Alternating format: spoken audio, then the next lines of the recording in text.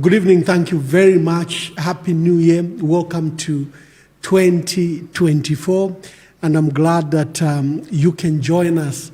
We are having a special program. I'm privileged today to be on a program called The Conversation. And I've been in conversation with Honorable Malozo Schone. He was an MP for Isoka for a period of 10 years. And he served as Minister for Eastern Province and Muchinga. What are we discussing today on The Conversation? Essentially, the national issues. What has affected us? Where are we coming from and where are we going? President Hakainde Hichilema has now served over 2 years and 4 months. He was elected on August 12th, 2021. He assumed office on 24th August 2021. We have now had the great opportunity to check his government. We are midway through his term. It's easier now to make a review of the past and a review, a review of what is yet to come. What can we anticipate in this year, 2024, 2025, and 2026 when we go to the next elections on August 2024. What are the prevailing situation? I'll be introducing my guest, Honorable Malozo Schone. Is on his way here to our studios, and I hope that he says he's a few minutes away, so we'll give him that opportunity, but let's start the conversation. We'll speak for about an hour. This is almost an inaugural program, so we may not open the phone lines. We will see as the program progresses. In the conversation, it can be any two people that will come to the studios and discuss a particular topic or just generally what is affecting our country in a conversational manner. What's the state of our country? I think our country is going through a novel situation. We have multiple national crises that are affecting our people. We have the economic crisis as we know it, the high cost of living, probably the highest cost of living in the last 30 years. People are grappling with cost of meal, it's over 320. You can get one from ZNS, which sells at 230, but for some reason, government has not explained where the Zambia National Service is getting its maize from. And remember, there was information that leaked out that government intended to import meal and maize from South Africa. South Africa is a well-known GMO area, and we have regulations and rules against GMOs in this country. And I think that's why the ZNS meal has been slow. Even when you go into supermarkets, I don't know about other places, but I've seen in Lusaka, you find a pile of ZNS meal, which is cheaper at 230 kwacha. But the other meal, Pembe, Simba, and others that are costing 320, people are going for them. I think government has a duty to explain where ZNS is getting its meal. Is this meal from South Africa and it's just being repackaged in ZNS, Eagle brand, or are they getting from FRA? We know what the national stocks are with FRA. They are not quite impressive. So the cost of meal is very high. The price of fuel is also very expensive, which has led to cascading effects for other goods and services. Electricity, and it's very expensive, and it runs out quickly. The electricity tariffs, and I think their rates are quite expensive.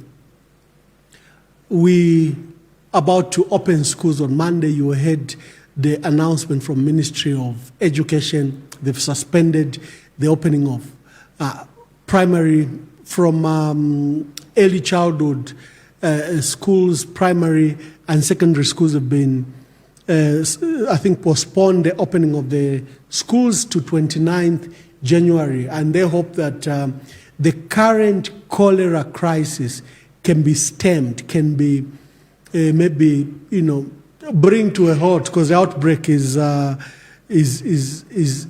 rapidly going, especially across Lusaka, where today we've lost 23 people. Yesterday we lost 16 people. And total since October 2023, the number is now over 150 people have died from cholera. The sad part is, since the outbreak, first the cholera didn't go away from January. It was lingering and claiming lives, or it was being treated. But the real outbreak started with the first rains that we experienced in October. But the attitude by government, you didn't see those extensive public awareness adverts on national television, radio, and private stations. It's like government really wanted to keep this under wraps. It's like it was a lot of embarrassment. Many people will remember that in 2018, President Hakainde Hichilema made a lot of noise about the cholera outbreak, blaming the Patriotic Front, blaming street vendors, blaming government for failing to handle issues of water and sanitation, blaming the council for failing to handle sewerage. He went to town about the cholera outbreak that last occurred in 2018. And probably this outbreak was a mark of embarrassment for government. That is why we saw a muted response. Now we have an outbreak in full flight, and losing 23 people in one day is something very serious. You've seen when we lose people in an accident, 21 people involved in an accident, and we declare national mourning. Now here, we've lost 23 people in one night, one day. Yesterday, we lost 16 people, and the number now is over 150 people that we've lost to cholera. And apparently, we have other outbreaks, other disease outbreaks. Dysentery, typhoid, syphilis. We thought this disease, utuswende, twapwile mma 70s, but now we have syphilis outbreak. And the epicenter is, I think, is in Solwezi, and I think another one in Choma and Livingstone. Then we have anthrax.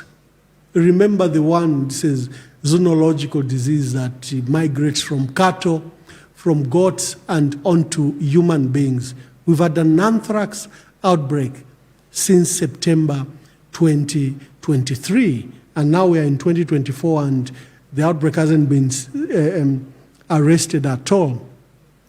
So the nation is grappling with various crises, I think, and the trouble is we're not seeing the same sense of urgency that we should. In fact, all leaders, we saw their pictures. The president was in Choma at his farm, tending to cattle. You saw the pictures. He was very busy with his cattle. You saw the DMMU national coordinator, Dr. Pauline, was in Dubai. You've seen the Minister of Home Affairs is in Dubai. Everyone was on leave. Tualishiva, everyone does need some rest. But this is in the midst of all these national crises.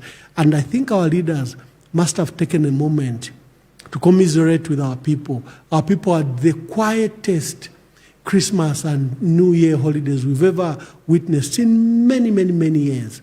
It was literally silent. There were silent nights for sure.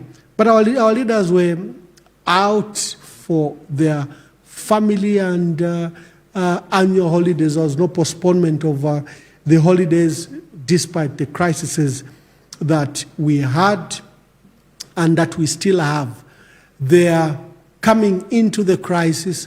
I still haven't seen a national address on the current cholera outbreak by the president. I saw the minister, I think they've opened a new center. They've opened a new center at at the National Independence Stadium. This is to stem, I think, the outbreak that have been going on. Then we have a lot of issues to discuss, especially on governance issues. First of all, the shrinking democratic space, the abuse of human rights, the restriction on rights and freedoms. The Inspector General of Police, Honorable Raphael Musamba, issued an uncharacteristic statement, I think supporting the decision that was made by, we first heard this announcement by the Deputy Secretary General of the UPND, Madam Gertrude Menda. And she said there will be no rallies, no political rallies for the opposition. And the other day, we had the Inspector General of Police, then Raphael Musamba, say opposition will not be allowed to hold public rallies. Who is Raphael Musamba to suspend rights of political parties and our rights to freedom of association, expression, and assembly? Who is Raphael Musamba? And they say we have peace in the nation. They say they brought peace. And you are citing the heavy political tensions that are going on in this country. That's today on the conversation. I had earlier told you that I'll be joined by the minister, former minister of Muchinga province, and he apparently was my minister when I was permanent secretary in Eastern Province, Honorable Malozo Chone. Welcome to the conversation. Ambassador, good evening. Good evening. Murishani. How we know? Murishani na Happy New Year. Same to you. Yeah, yeah. Now today, this is a conversation, so it's relaxed, although we are discussing serious matters. Yeah. The issues that our country is grappling with. Yeah. I think it's an opportunity for us to review President Hakainde Hichilema's tenure. He has served now 2 years and 4 months. So we are midstream in his government. What are your reflections? In the first place, Ambassador and listeners out there, is that if you give me out of 10, you want me to score out of 10, I would tell you that so far, so good. He's only gotten 3 out of 10. Oh, is that so far so good? 3 out of 10 is a poor record. I'm telling you. And why would you rate him? Why would I rate him like this? So first of all, when you are given governance, you are given a chance to govern a country. There are certain instruments that you should rely on. Yeah. Out of the so many. So one of the instruments, especially that President Hakainde Hichilema, at the time he was campaigning, he portrayed a picture of a socialist personality or a socialist institution, a socialist organization that he was heading to the people. He talked about how he was going to subsidize commodities, such as fuel, which are serious factors in the production systems of the country, also electricity, how he was going to make sure that hospitals had medicines, regardless of the insurance that the PF, NIMA, that the PF left, he was going to find a way. And how he was going to protect people, through having effective police services. How he was going to bring down the dollar immediately. So with all those, he portrayed a picture like, obviously, those can only be heard from a socialist. And when he got power, when he was elected, he was supposed to align his governance. First, before aligning, he needed to use certain instruments. And one of them is just get the poverty trends statistics, the poverty trends data in the country. So I'm coming in, so I'll use that as my baseline. I'm coming in to rule a country, and Lusaka, poverty levels at 57%. So I'm elected, they're at 57%. And then Muchinga, the poverty levels are at 70%. Then I'll sit down and analyze, and that's what he needed to do, first of all. And why use this? Because the majority of the citizens are in this envelope. You know, let me say all the citizens are catered for by this data. The data is telling you that, okay, 2021, as you are becoming president, only about 70%, about 69 point something percent of people in Muchinga are under extreme poverty. So the same tells him that only about 56% of the same are under extreme poverty in Southern Province. So he's supposed to analyze all that data so that every year, and whilst he's sitting with his ministers, they are supposed to say, for example, Lusaka, how do we reduce poverty from 57 to below? You even set a target. So when you set your targets, like, okay, since PF has left it at 57%, even at national level, we are going to bring it to, let's say, 20%. How? That forms your programs of government when you answer the question, how? So now, shocking enough, this year, Central Statistics Agency released a report, a summary of the poverty trends in this country. And Ambassador, you'll be shocked. Muchinga came out to have poverty at 82.6%. You've taken over from Western Province and Luapula. Can you imagine? So Northern and Muchinga are the poorest provinces in this country. Because they voted for probably. But in Northern Province, UPND got 50-something%, about 51%. So Muchinga, that's a province here, where we said no. But why should we take over from Western Province? And you know, Western Province is at 82.4. No, it's very clear. There were interventions, I think, that the patriotic government did, especially in Luapula and Western Province, because it was a mark of embarrassment that we could have poverty levels that high, above 80%. Imagine. So the infrastructure development did help in opening up, providing access, the delivery, especially under Rural Electrification Authority, of taking power there. People, And then, you know, the medical institutions that were opened, those save lives.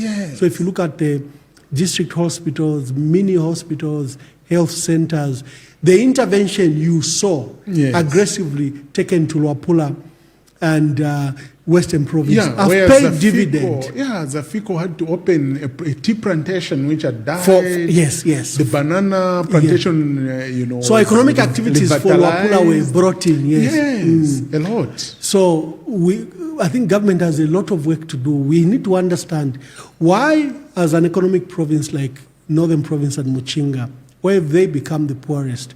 For Western Province, you could say maybe the sandy areas, the desert conditions, and, you know, the difficult kinds of crops you can grow. And then the underdevelopment, of course, historical and legacy issues. So we need to understand what has happened.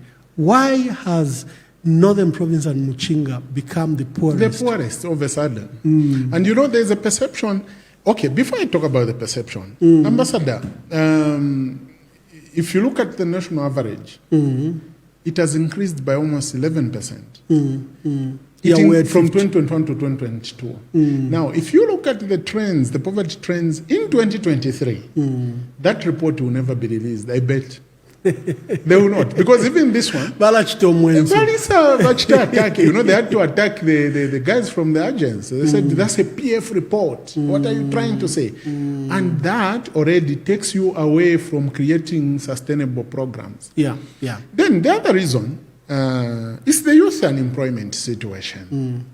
You know, that's a national crisis. That's a national crisis. We had almost 3,000 Chinese and Zambian construction sites at the time they were coming in power. And you'll be shocked that at the time they came in power, these construction sites were holding on average 300,000 youths in employment. And they cancelled all these programs. They cancelled all these projects. Firing 300,000 youths immediately, instantly. These are people who would never find any other job. So one thing they didn't understand was that PF, under ECL, and even late President Michael Sata, created employment for the people, the wheelbarrow pushers, those with the minimal trades, created employment through programs such as construction of roads, hospitals, water reticulation systems, communication towers, and so on. So they fired these people, and they have not re-employed them. You see? So to them, having fired over 300,000 youths through different construction sites is cushioned by employing 30,000 teachers. Now, if you look at the civil service, the civil service that MMD left increased ambassador by over 150,000 employees. So where did those come from? Yes. So the rhetoric that goes around is that, we've employed 30,000. No, the only thing you did is you employed at once, and that is not adequate. PF was employing. No, I like the statistics that was given, for example, by Honorable Dr. Chitalu Chilufya in Parliament when they were discussing the issue of these numbers, because Ministry of Health was employing 11,000 health workers. So Dr. Chitalu Chilufya gave the statistics. He says between 2017 and 2021, we employed 35,000 health workers. Which was true. So I've always stated that the disease with the Patriotic Front is they never advertised their works. They never jumped on rooftops like our colleagues do. Our colleagues, Nangwaizulafeka toilet, they all do know that should know that they've opened the toilet. And that's a very bad thing. So the Patriotic Front, you look in the health sector, 650 health centers. 115 district hospitals. Just on that mini one, hospitals. Ambassador, 650 rural health posts. Each has 2 security guards. Instantly, by just construction, we created 1,200 jobs. Before you even bring in the health workers. You know? 115 mini hospitals, 65 district hospitals. Then, places like Lusaka, we upgraded the clinics in Matero. They became first level hospitals. Chilenje, I think Mandevu, Chawama, Kanyama. The clinics became first level hospitals to decongest the investigating in Eastern Province, in Chipata. For the first time they saw the creation of a district hospital. And also like Vubwe. Vubwe. They saw a hospital for the first time. Even Chipata itself, that hospital, when you are entering Chipata there on the right side. Because what was in Chipata is a provincial hospital. Look at the one in Malambo. The state of, that's a beautiful marvel. Look at those in Mafinga. So the PF were never making the noise. They were building bridges, roads, over 1,000 towers, communication towers. And they never sang about the success. No.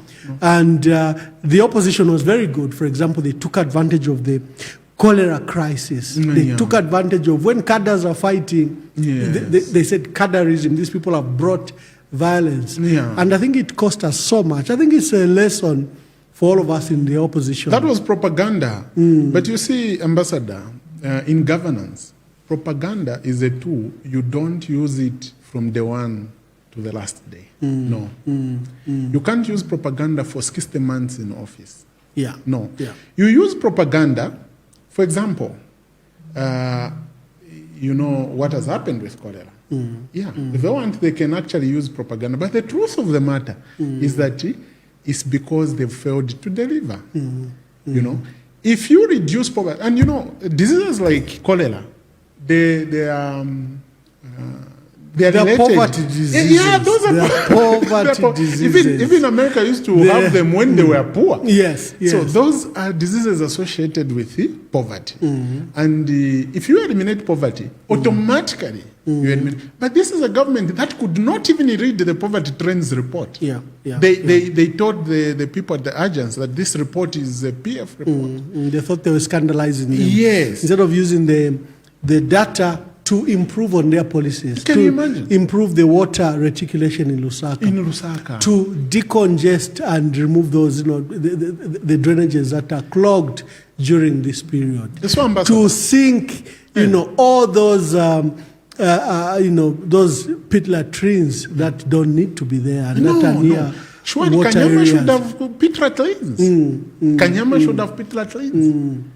No. Yeah. We strategized, I think, when we were in office, when we were in government, you will realize that we started with the drainage systems. We said the drainage systems, if we unclog them, if we construct proper drainages, we'll have this water problem will go. Yeah. Okay?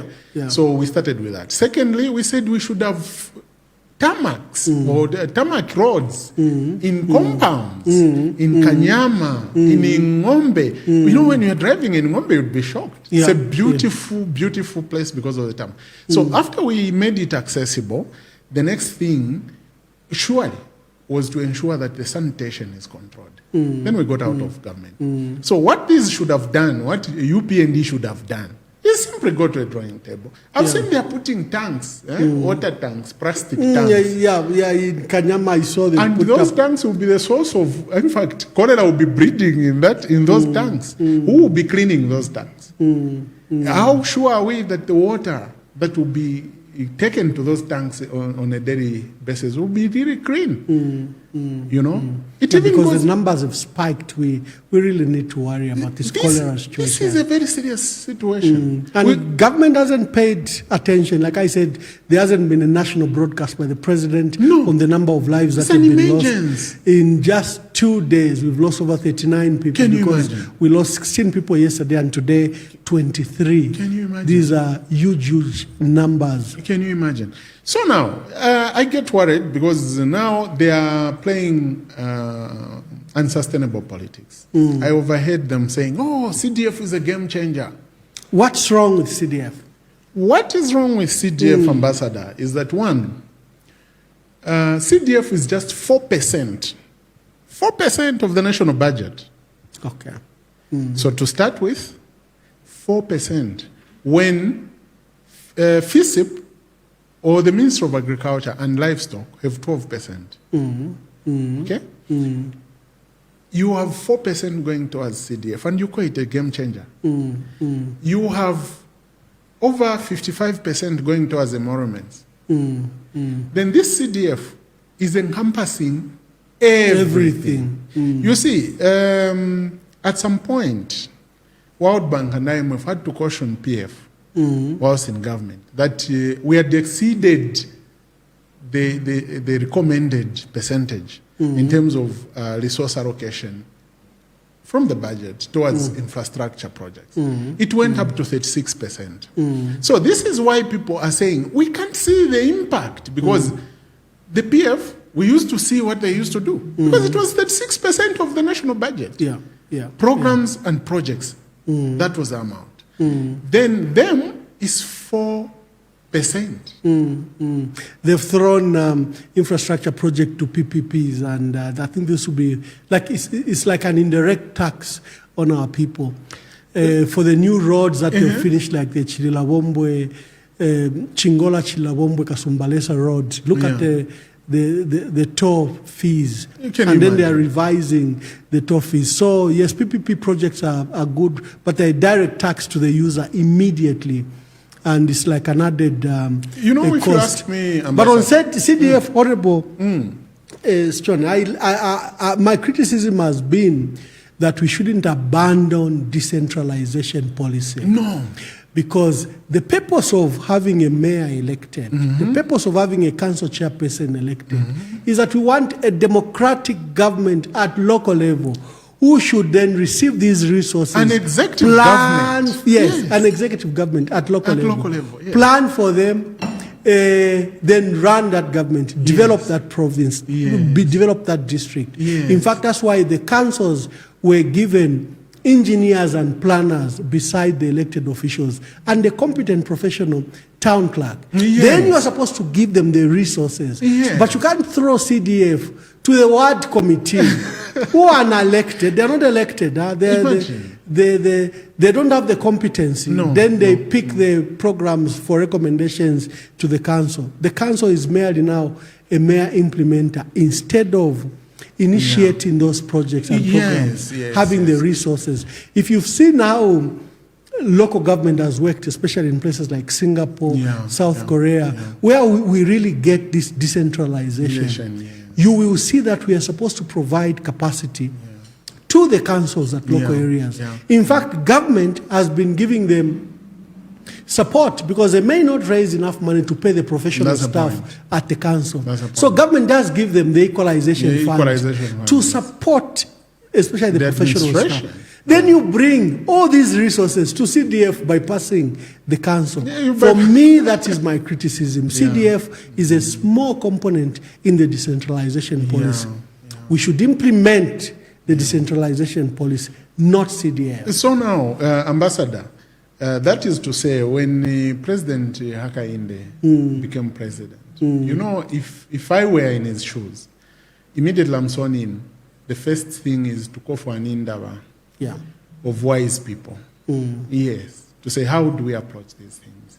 You throw a template to them, and they critique, and they come up with ideas. You know, you are going to mop ideas from Welensky, UNIP, MMD, the PF, they will be all yours. Then you structure a system that everyone will be happy with. You know, CDF, as it is a fund controlled by politicians. Okay? Why didn't he create, let's say, an equalization, a decentralization fund? Or a development fund. Or a development district development fund.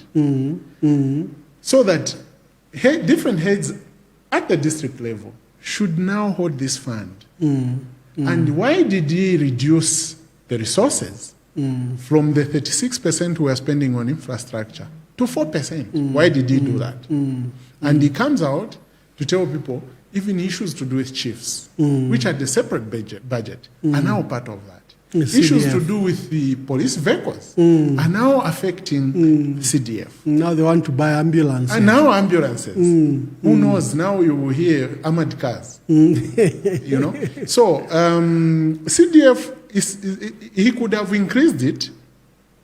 Let's say there's nothing wrong. He can have 30 million for CDF, and he goes and creates a district development fund, which also has, let's say, 100 million. No, so what they've done is, there are mere changes. There's no change to the national budget to, for example, demonstrate that CDF has been increased. What they've done, you and I worked in provinces. And you know that the province receives its own money, the districts do receive their own money. So they've shelved off all those monies and now grouped them under CDF. No, reduce, then put them under CDF. Because if you put everything we were receiving, that's what was culminating to about 36% of the national budget. So there's no way. And that's why people can't see the actual impact. Where is the money? Then you have constituencies like Ikanchibia, where the UPND have been using it as a flag bearer of CDF. They've been saying, oh, CDF. And then when they come to do an assessment, when professionals did an assessment, they find that it's not really even up to what it is. So I think when they did the compilation of CDF utilization fund for I think 2023, I noticed Kanchibia was not even among the top 20. No. And that's very interesting. So now, going forward, you remember we used to have youth development fund. Where has that fund gone? You know, even at community level, we used to have community fund to support underprivileged children and orphans. Yes, the social welfare fund. Yes. And the women had several funds. Yes. Which have since empowerment died. funds, yes. So they've just thrown everything at CDF. So do you know why poverty levels have been rising? It's because, one, a ministry like gender was killed. The women are so key. When you give women programs that are earmarked, not programs where you assume people who decide or mainstream in a department, they have a desk. No. Earmarked, well-established systems. The women have a fund. They can walk in there and get application forms, and they know they have a ministry, and they know their minister will come to give them support. So having slaughtered... I like the concept of the woman in development. She's very, very key. Like they say, give a woman a house, she'll turn it into a home. Yes. Give her a man, she'll turn him into a husband. Give a woman, just these ingredients, she'll turn it into a meal. Give her resources, she'll turn it into development. Yes. And you see, this is what they overlooked. So those are some of the reasons why they've been failing. Then, as though that is not good enough, Zambia is an agricultural country. Whether we are mining, what are we getting from mining? Our people, most of them are, are employed on the land. So now, as an agricultural country, we have a situation where the production has been going down and down and down. So why? It's because they restructured a support program that was supporting farmers. And the farmer input support program. Yes. And now they're turning it into loans. They want farmers to sign commitment letters that they'll sell to the Food Reserve Agency. Can you imagine? Why are you restricting a farmer? If you get 10,000 kwacha, which is equivalent to 1 hectare of production, you give back 60 bags of maize. Wow. For God's sake. They are killing our farmers. Why do this to farmers? Yeah, they are killing them. And these are farmers who don't have an NRC. And probably a field with a small dog around.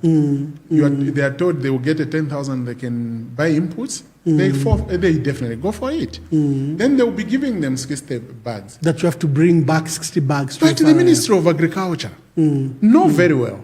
Statistics have been showing that the average yields per hectare in Zambia is 3 tons. And 3 tons is 60 bags.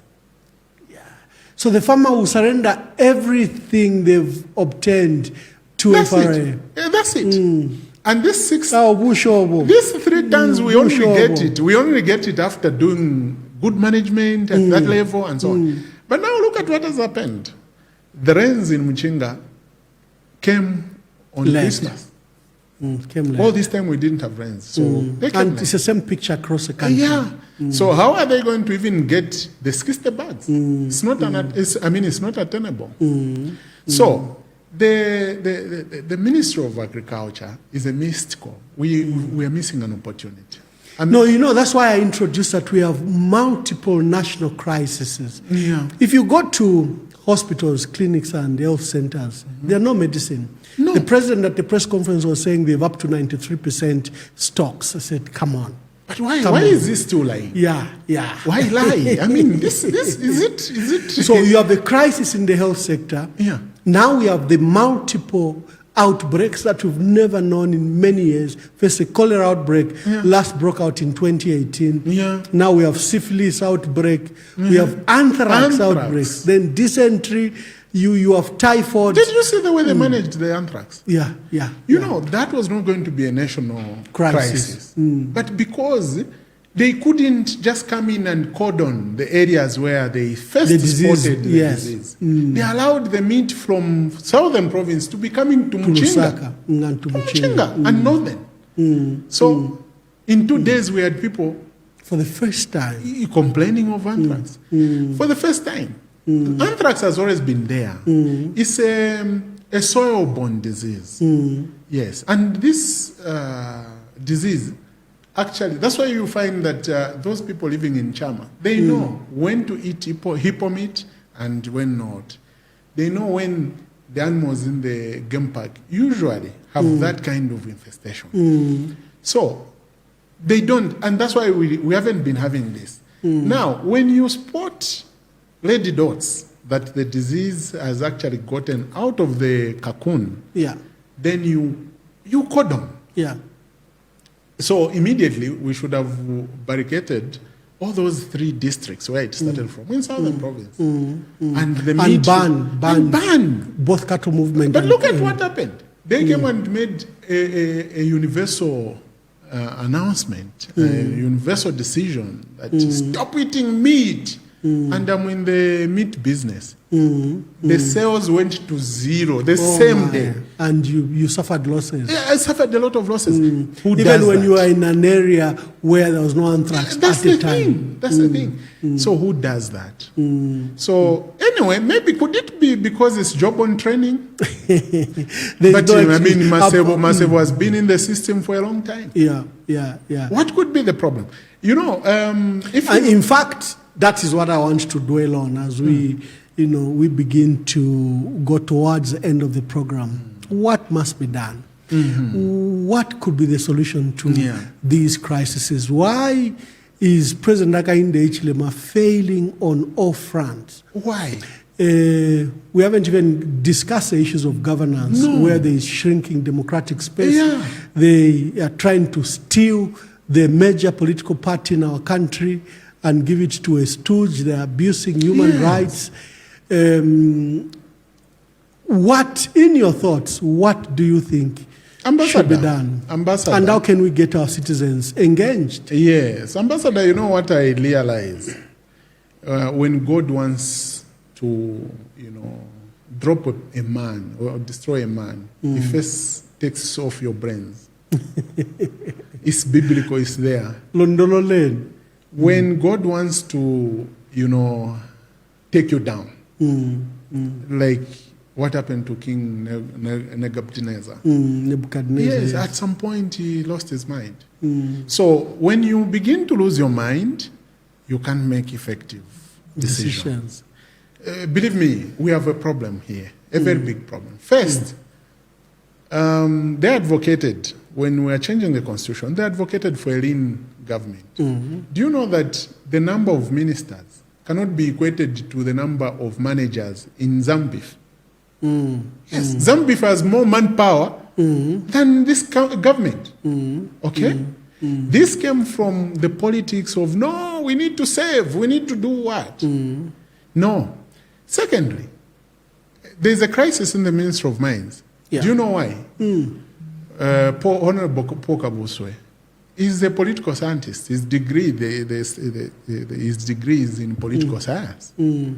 As though that is not good enough. His permanent secretary, his degree is in, he was a lecturer at CBU teaching business courses. And both of them have nothing to do with mining except being found on the copper belt at some point. Is that a qualification?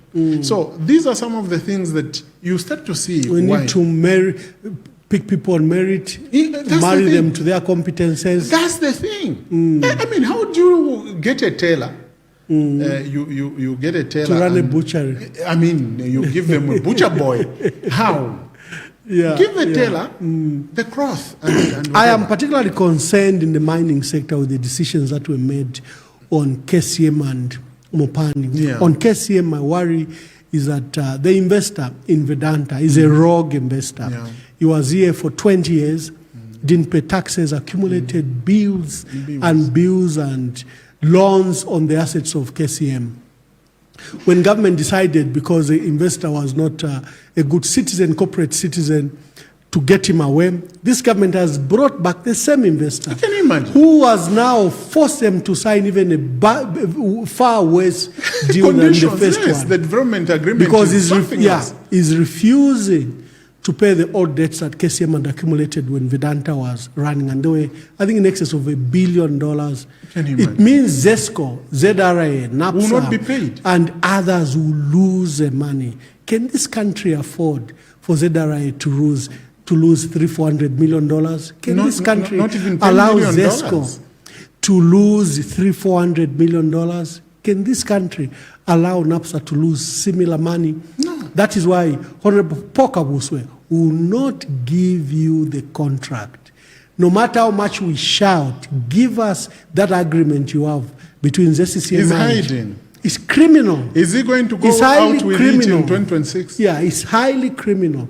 And Vedanta to date have not moved into Luanshya. And Vedanta itself is, I was reading a story today, where they are doing a debt restructuring. They're doing debt restructuring. And you know, they are trying to raise money to bring there. So how do you bring pick an investor who's not even facing ready? Liquidation crisis? Not only that, you know, in 20, that should have been 2018, I was among the entourage which was sent to China on a fact-finding mission. There was a Chinese company which was dealing with the Vedanta, which was dealing with KCM. So they were buying copper, and all our records were showing they were buying copper from KCM. And when the minerals reached there, the composition was that 40% used to be cobalt, Wow. 20% used to be nickel, and 40% used to be copper. And this Chinese raised the flag and said, "Come and see." So I was in that Entourage team. in China, yeah. Yes, with Means of Mines, I think even then Press Aid, Amos Chanda, Vaskazwe. We were quite a team. My BP shot up. I was shocked. We went and found cobalt, and yet KCM had no record, even in their returns, showing that they've been selling cobalt to China. Yeah. It is at that point that President. But that's what's happening to a mining sector. Yeah. They will not smelt.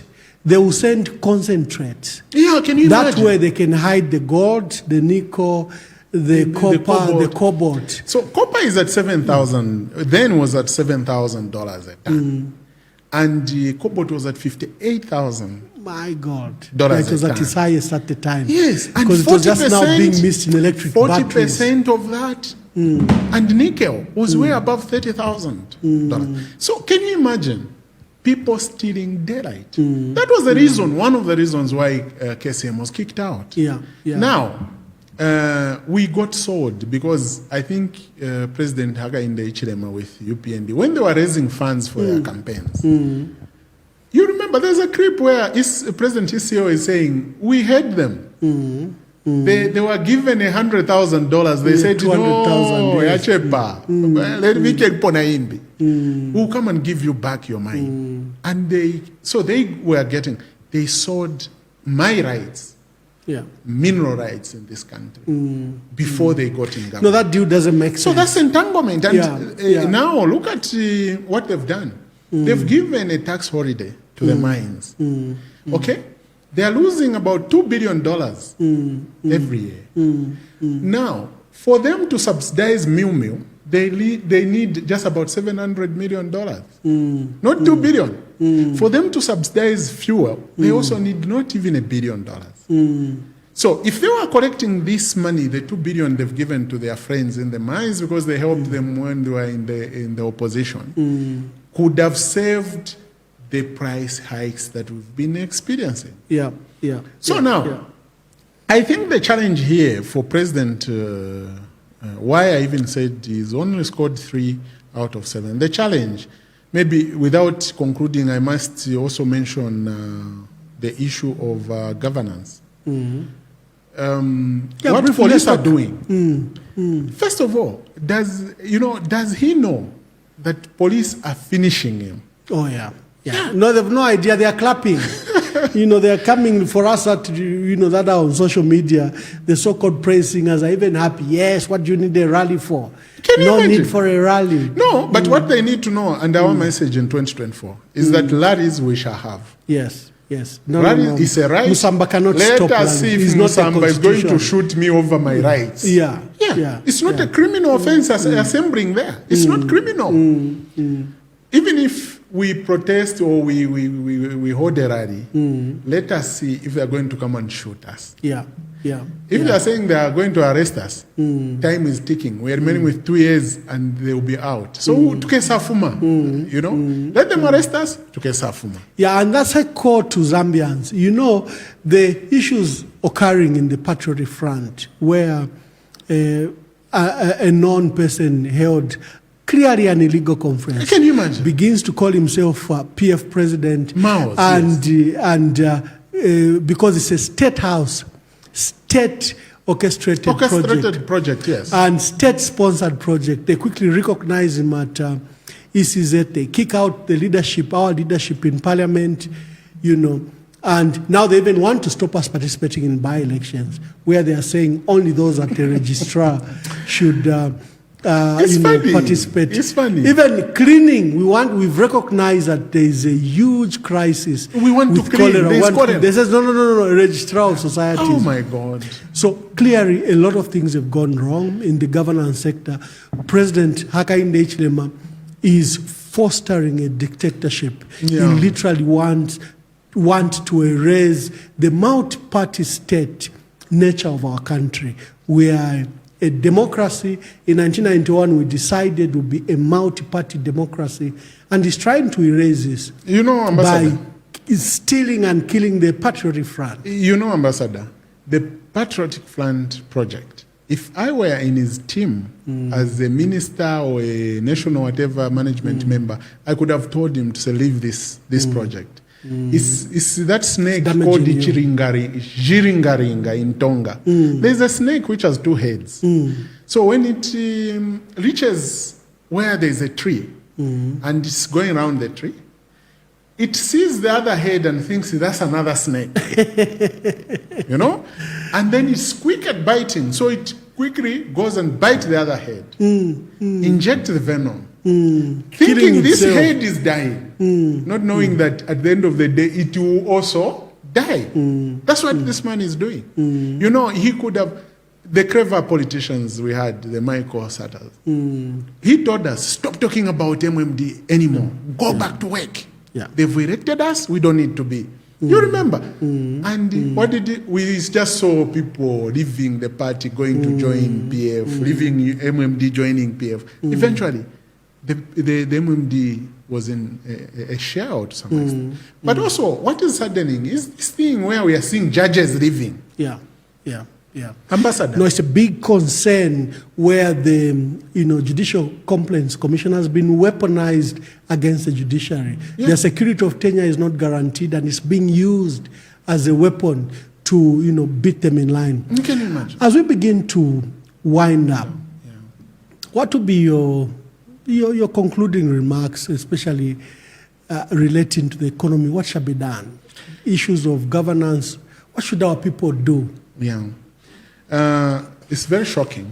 When I was analyzing the budget that they just passed, I discovered Ministry of Livestock and Ministry of Agriculture are lumped together. And they have something like 12%. So my worry was, you have two ministries sharing a 12%. Yeah. Are you sure then we know what we want? There's no way this economy is not going to be revived if we cannot enhance production. Agriculture production. And sadly, it's so vivid.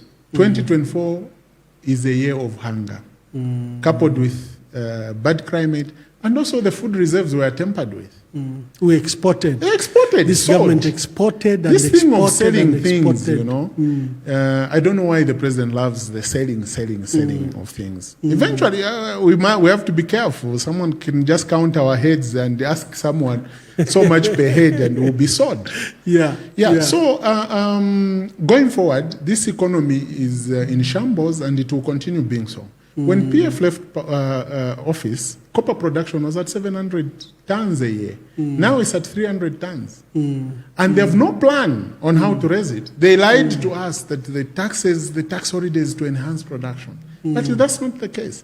So going forward, this economy, for it to be improved, we need to enhance production. Cooking oil, we are still importing.